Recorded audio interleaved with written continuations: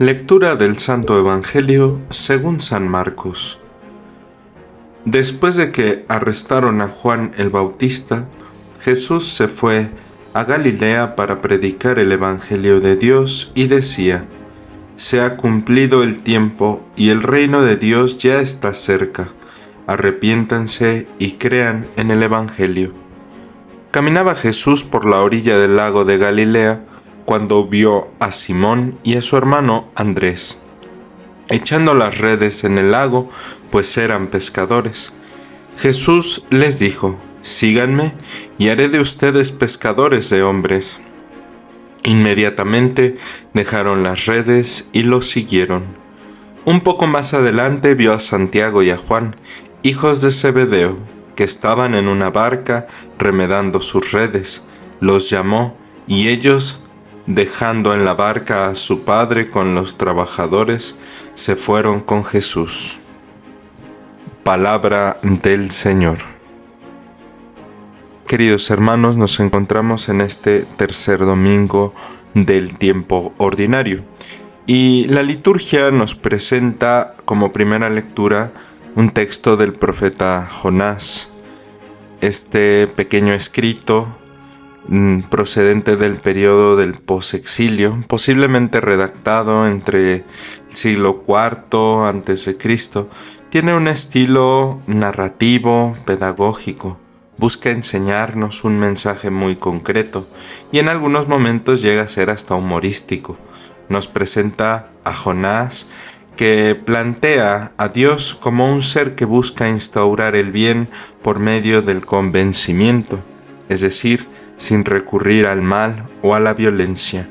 Esto es particularmente revolucionario en una época en la que Dios se entendía como un caminante al lado de sus tropas. El Dios de los ejércitos se nos presenta aquí como un Dios misericordioso. Y a lo largo de las páginas del texto del profeta Jonás, nosotros podemos identificar cierto hilo conductor que nos va dando precisamente este mensaje. Los 4 momentos en los que se estructura este libro nos colocan primero a Jonás, que no entiende ni la identidad ni la orden de Dios, por lo que por su rebeldía termina dentro del pez. En segundo lugar vemos a Jonás, que reacciona y que vuelve a tierra, vuelve a la realidad. Y entonces pasamos al momento definitivo en el que entiende su misión en Nínive. Hay una última discusión o diálogo entre Dios y Jonás, y así nos presenta en el fondo una nueva imagen de Dios, no un Dios nuevo. El Dios de Israel se nos presenta ahora como universal. Es el Dios no solo del pueblo elegido, sino de todas las naciones, porque mira también con compasión a Nínive, y se caracteriza por 4 rasgos: la misericordia, la compasión, la paciencia y la bondad. El Dios que nos presenta Jonás es el mismo que nos presenta todo el Antiguo Testamento. Manifiesta su bondad incluso a pesar del resentimiento de sus elegidos, porque en medio de los más extraños y hostiles lugares, como por ejemplo Nínive, un pueblo que es descrito por boca de Jonás como una tierra de malvados e ignorantes, es enviado para anunciar precisamente el amor y la bondad de Dios. La presentación que hace Jonás en estos términos tan negativos del pueblo de Nínive es posiblemente porque, conocedor de su historia, sabe que es la antigua capital de Asiria, uno de los pueblos con los que el pueblo de Israel tuvo su enfrentamiento. En el siglo VIII, recordemos, inició una campaña militar que barrió con todos los pueblos pequeños de la zona.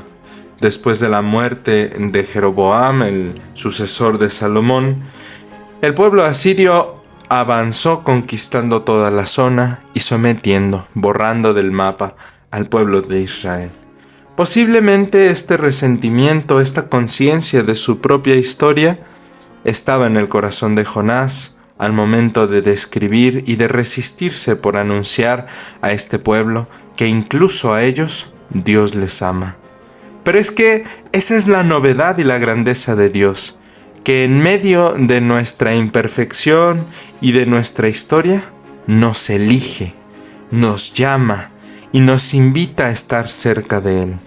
El evangelista Marcos nos presenta a este mismo Dios bueno, misericordioso, paciente y compasivo, como realizado en la persona de Jesús de Nazaret.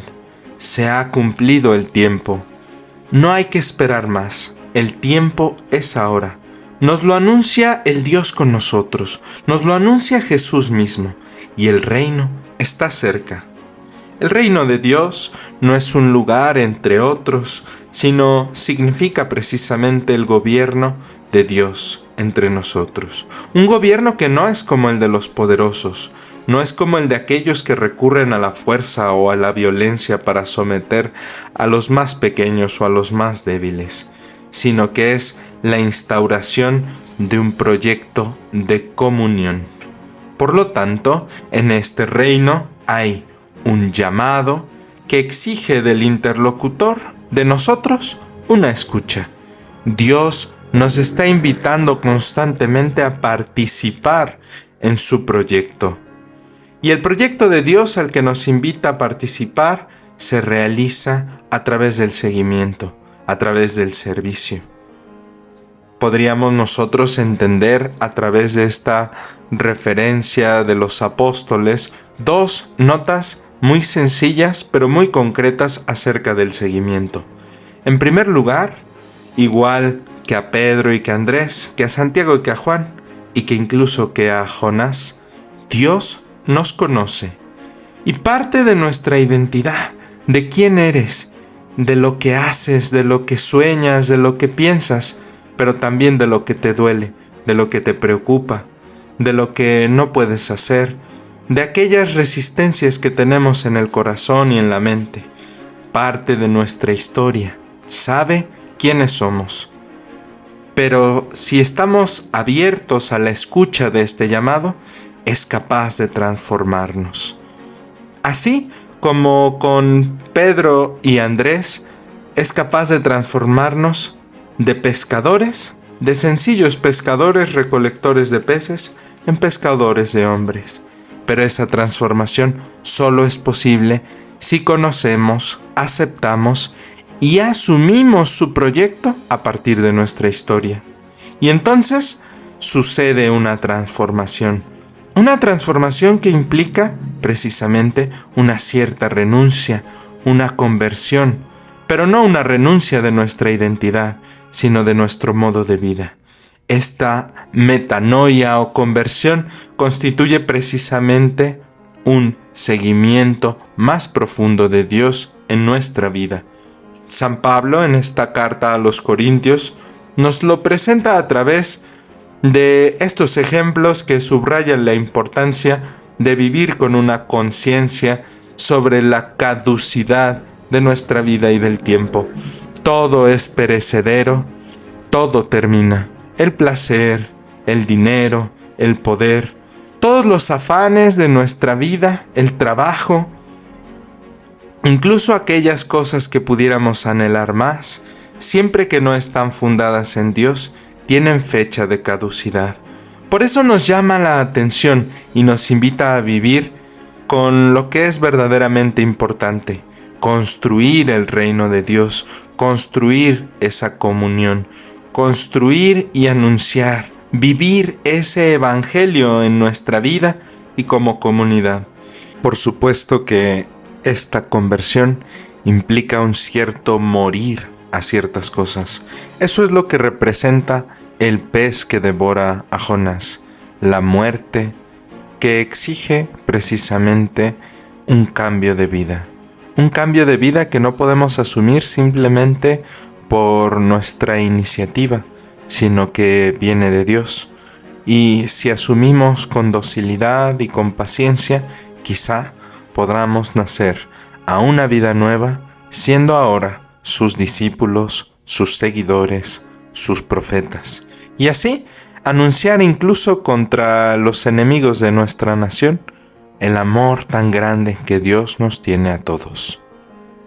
Y entonces podremos hacer efectivas las palabras del Salmo, que nos invitan a elevar una oración a Dios, pidiéndole que nos descubra sus caminos, a nosotros los pobres, es decir, a los necesitados, a los que tenemos hambre y sed de Él, a los que vivimos pescando simplemente en los ríos de nuestra miseria o de nuestra soledad, de nuestro dinero o del placer de este mundo, y que buscamos navegar y pescar por aguas de vida eterna. Y así, quizá si lo pedimos con la suficiente confianza y con la certeza de que Dios escucha nuestra oración, Él nos transforme en pescadores de hombres.